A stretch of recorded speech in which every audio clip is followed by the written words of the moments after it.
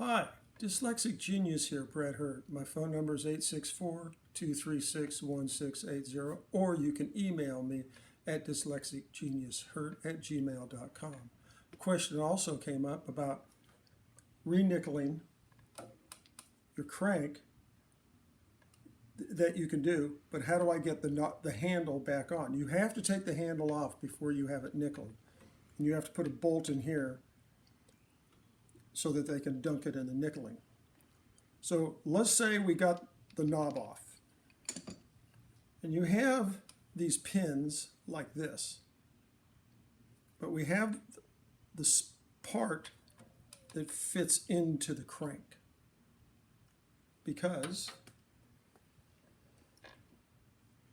before we went to nickel, we kind of ground this down and we punched it out to save this pin that fits inside the handle like so. And this all fits down there. And this little dark area here is the part that goes into the crank.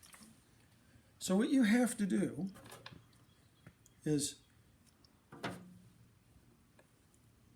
put the handle on here.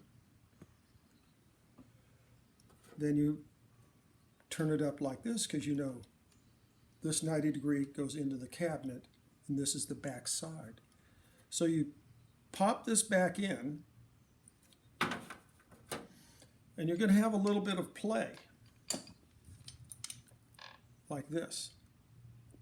You might have to cut yourself a piece of metal or something to hold this, because you're going to have to hold it down like this and knock it in. Then you see I have these punch marks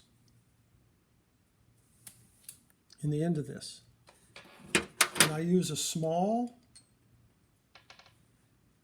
metal punch, a good one. This is a Starrett, but you can find them at Home Depot or Lowe's. And this one works better. You can see I have a space. So you're going to have to hold this up. You have to have somebody hold this up and then set this end piece on the vise with a little bit of wood. And now what you're going to do is you're going to gently punch around the inside of this. And what that does is you have the metal up here.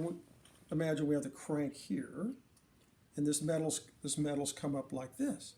Well, the punching is going to expand the metal. So you can really rack on this thing. And once you do that, you can punch it. Other ones I've done over the years,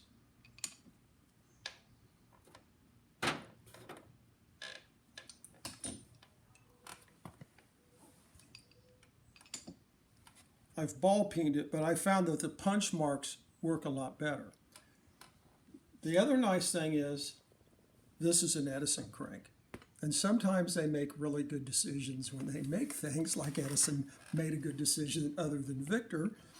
They have a little screw in here, you know, righty-tighty. Well, this is lefty-loosey. This is how you get it off, okay? It's reverse threaded. It's left-handed threaded. So you can just undo this screw, tape off the shaft, tape off the threads, and send your nice Edison crank to your plater and have them plate it much easier.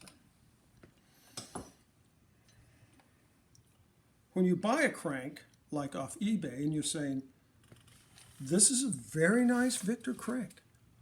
It's well made. They have the little ball at the end like the original Victors. You know, this is a very nice crank, except we have a screw. This is a reproduction.